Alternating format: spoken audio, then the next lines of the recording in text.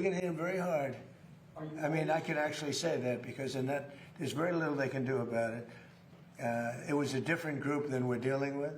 They've already apologized, but, you know, we got to smack them a little bit. Mr. President, you want to hit back when they strike? Will I always hit back? Yes. Pretty much. Mr. President, just on a point of clarity on that, sir, is that in response to the attempted ballistic missile strike on Jordan last night? When you say it's our turn to hit back? Yeah, I think more so that, yeah, because it was another smaller event. But no, they sent 8,000 mile-an-hour missiles at us, and fortunately we had our people operating the greatest equipment in the world, namely the Patriot system. Think of it, 5 missiles going 8,600 miles an hour, big ones, coming right at us, and all 5 were shot down. How about that, right? Pretty good. Nobody else could do that. So welcome back to the YouTube channel, my gamers. Okay, try to come kind of on it. Zokuzanandi Nkondo anyway whatsoever. Tukuzora USA inapita ku Iran. Yeah, polisi muno kujago. So kumana mafata kampeni chintu chimodzi. Chimene anthu ambiri machipanga igino timachiwala kwambiri. Nthawi zambiri zinthu zikamachitika. Tine kuti yani. Amati there is no action without reaction. There is no reaction without action. Anyway, muri mose mene munganene. Kubano zinthu chicho chikamachitika pamakhala kuti kuseri kwaika kuli nkhani yayikulu kwambiri. Mukamazaona anthu akumenyana, pusana mabomba, kaya ukalipirana, kaya wewe unaka ukalipira. Pamakhala nkhani kuseriku, kumbuyo kumakhala nkhani yayikulu kwambiri. Imene iweyo ukakhala lokushap umatha kuyidziwa. Wina ati ngwezi kutungoleza ngati anthu osamene amakonda kupanga kutani. Anthu osamene amakonda ukalipira zinzawo, right? Do you know chimene chimapangisa kuti azikalipira zinzawo? Anthu osamene amakonda ukalipira zinzawo amakhala ndi kachinthu kenaka kamachita kuti controlling. Ndi anthu amene amakonda kupanga control anzawo. You see? Ndi aliyense amene amakonda ukalipira anzake.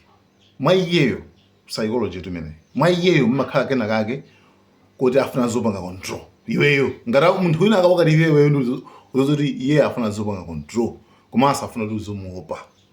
That's all. Kayokhala wamkulu, kayokhala mwana, koma iye afuna kuti uzimuopa. That's all. So ena amabwera kukalipira basi zinthu zosadziwika bwinobwino. So ukakhala lokushap umadziwa kuti nkulu afuna nzimuopa nzimuchenjemera. You understand? Afuna zindipanga control. Ndiye iweso sumatha kuyankha za zimene akukalipira apa aziyayi. Kuti amene ndakuzorutenga icho kasiyapo utere. Ayi, iwe sumayankha zimene ziziyayi zapakamwa aziyayi. Iwe makayankha kusaliko kudula, you know? Kudule kumudulira ndo makamuzi zoti kudako kukalipira kumufuna kuti nenzi ukopane. Yeah, sizingatheke. I think mugwisa ntchito njira ina komano zoti mzindikalipira de kuti nenzi khandi mana zikopana de singagwira. So mimba chamakhala tu munthu jo wamudulira kosathwa kuti kuti munthu kuti wandidziwa kale zimene ndikufuna iti. Chabwino. Iran for the first time inavunga mabomba nitu for the first time. Kuvunga mabomba ku dziko la Jordan. Komano kumeneko amakapanga target special. Target maiko base ya America. That's all. Base ya America basi. Okay? Alibe na unshiro ajina Jordan. Komano base ya America. Komano zimene zichifanya. And sana wapute. And for the first time. And sana wapute so yai. Koma Iran nango kuvunga mine kuchako. Okay? Then Ameleka Yabwezera. Do you think Iran imafuna jana? Iran imafuna jana. Pema jabu. And inakuti maonato abwera soto mwasho shadagara. Ula. Nkhani imene ilipo apo ndino kuti Iran yo are you telling me kuti Iran si madzozo kuti America ibweraso? Imadziwa kuti America ibweraso. And zimene Iran imafunazo. Chifukwa it's like mufuna muituluke nkhondo ija Iran kuti itu paibe zimenezo. Iwewe palibe kutuluka mopheka muno. You understand? So nkhondo ikuseweredwa psychological as well. Ndiye kuti muimvesese bwinobwino. Choyambirira tibwerere kaye ku zolinga tsopano. Okay, zimene zolinga za America pa nkhondo iyi komanso zolinga za Iran. Okay, timvana pamenepo. So zolinga za America pa nkhondo iyi tinakamba kale, kugwetsa boma, kutere, kufuna kuba mafuta umene kujako, kusokoneza dziko lija. You understand? Chabwino. And zanyugeza amangona mizira ifoti kwa kumwe kupacha tinapeka maumboni. Kenako Iran zolinga zake zinali zoti chani. Iran zolinga zake was just to survive. Kuti basi ingopulumuka basi pa nkhondo iyi basi. Kuti zolinga za America zisatheke. Yeah, that was the goal. Chifukwa basi chinacho khacho basi. Izolinga za America zisatheke. Ndi Iran after zonsezi zachitika zinapeza zoti America inayesa anthu kupanga zimene inapangazo, koma America inakanika kupanga achieve kukwaniritsa zimene zofuna zicha za Iran, izo zofuna zawo kuti kusintha boma, kusokoneza dziko, kuba mafuta, zimene zonse zinakanika. You understand? Mbandi pamene zofuna za Iran kuti angopanga survive, kuti kuzipanga defend okha, kuti America zimene akufuna zisatheke. Zofuna za Iran zinatheka. Ndi zitatheka anaonjezerapo chimodzi. Right? Tinanena so pano anaonjeza chimodzi Strait of Hormuz. Chabwino. Komanso afuna aonjezereso china. China chake ndi chiti?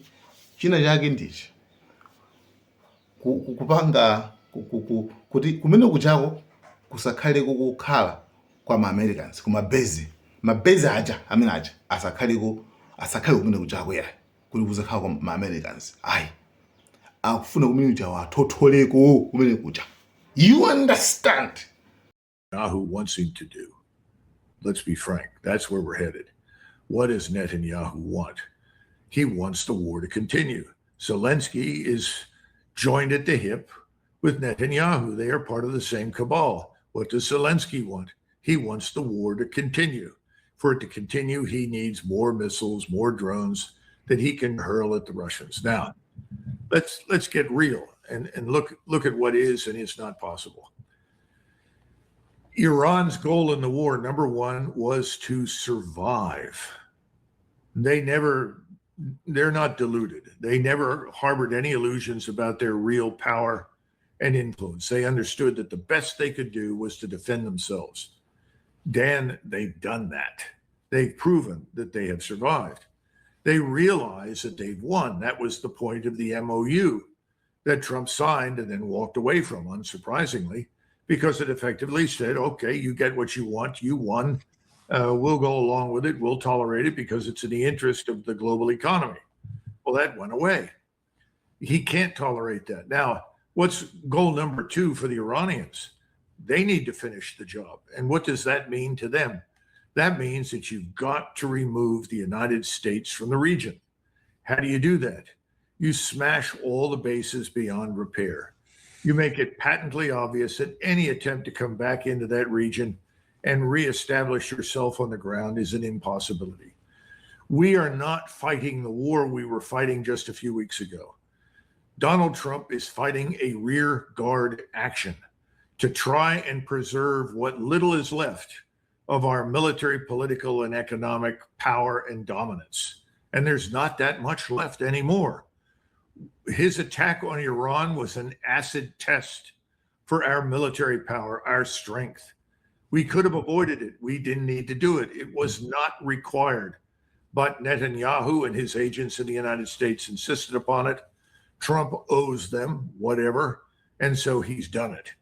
They're back, and they're going to tell him the only way this war ends is with the complete and utter destruction of Iran.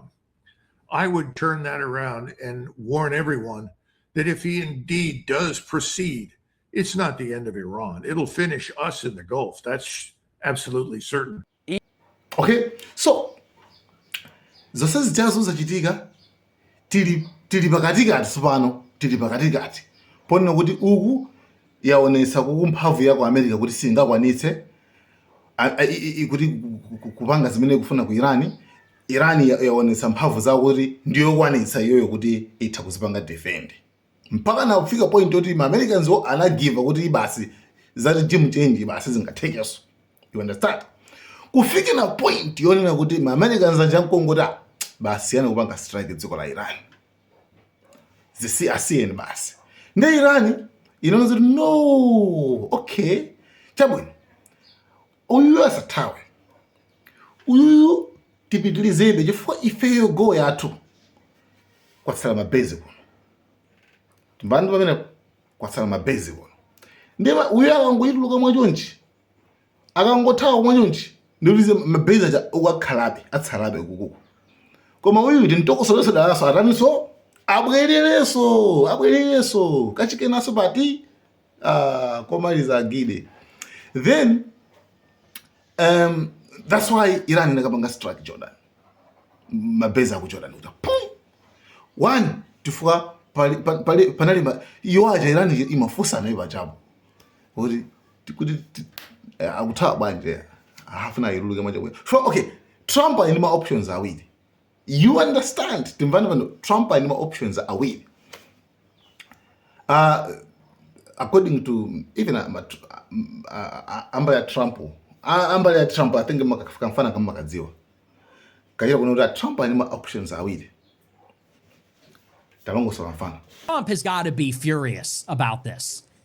Trump unilaterally stood down on Saturday. Trump is begging Iran for negotiations. And in the midst of this, Iran is now bringing the fight to us, offensively attacking Jordan. Consider the position that Trump is in. Trump has to make a decision, as we've talked about throughout the conflict, whether to escalate to victory, escalate to achieve our strategic objectives, which would entail ground operations on the islands to force the Strait of Hormuz open, to take away Iran's bargaining chip so that we can impose terms on them or extract concessions. That's option number one. Option two is de-escalate and effectively total surrender. Iran imposes their terms on us. We're going to have to move our bases out of the Persian Gulf region. We're going to have to be pushed further away from Iran, our military positions. We may have to unfreeze Iranian assets. We're going to have to let Iran control the strait, formally or de facto. Those are the two options. This is the decision that Trump is faced with. And in the middle of this decision, choosing whether to escalate the military action or de-escalate and leave the region, Iran is provoking Trump, disrespecting him, embarrassing him by attacking the United States and Jordan after we unilaterally stood down, ostensibly as a gesture of goodwill. Yeah.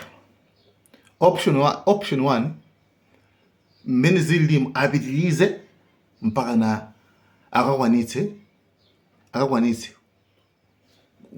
kubanga achieve my goals zimene akufuna zija mukamveka mfana kaja zimene kamayankhula ndiri mwiko koma zimene akupanga apa sizingatheke zomangopita piu sizingatheke kupanga achieve sizingatheke china chilichonse kudziko la Iran for zimene zo abangapanga kale akungozungulira pamodzi nje ngati big shy. You understand? Koma na babo kuti abelize no pakufunika pakana pakhale ground invasion, pakhale troops on the ground. Adomza silikali pakana apite kumene kuchokirani kucha. Zimene sizingatani so zimene sizingatheke kale fomu ja oza ndi kudikirani kuno. And kuno kusimuzabwera amoyo ya simuzabwerera kwa na amoyo. And osana announced kale kuti my generals announced guys it's impossible. Sizingatheke kuti mupititumza silikali kudziko la Iran. Tikavulala kopya tikachitisa manyazo kopya.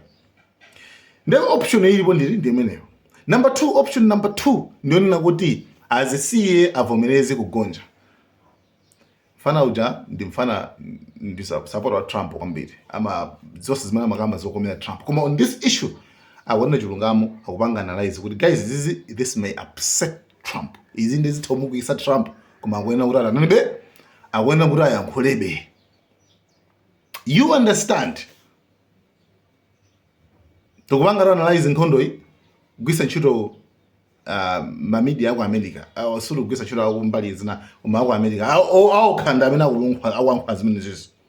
Okay, so that's nde a Trump asankazeti asalende azipita kama na release kupitiriza konde kungovuta kwambiri kumona Trump anangosankha zoti anayambira papozi paja tapanga kaipozi nde Irani ku Iran akufuna chani ku Iran okay mabezi ako nowata anyetse okay ife tokwanisa zipanga defend koma tisasire pompa yayi iye asathawe mabezi wa achosesoko. You understand? They didn't tezapanga strike tikuzozera America ibweleraso and tikufuna kuti chaniso ibwelereso. One, why tikufuna America ibwelereso for kuzozoti America sukuti ingakwanise kuwakha zibhagela zathu paja ma interceptors awu kalende ata ali kumapeto. That's why anando abasi bandikayi msamphuthiso Irani nde Irani kuzowaso kuti ndanuja pofoka ndi apo. That's why Irani nje okay tenazo. That's why awabwelesa soka chikena zimene zozo anthu aku America akupangana nayo izinto nkhondo anthu osakonde right.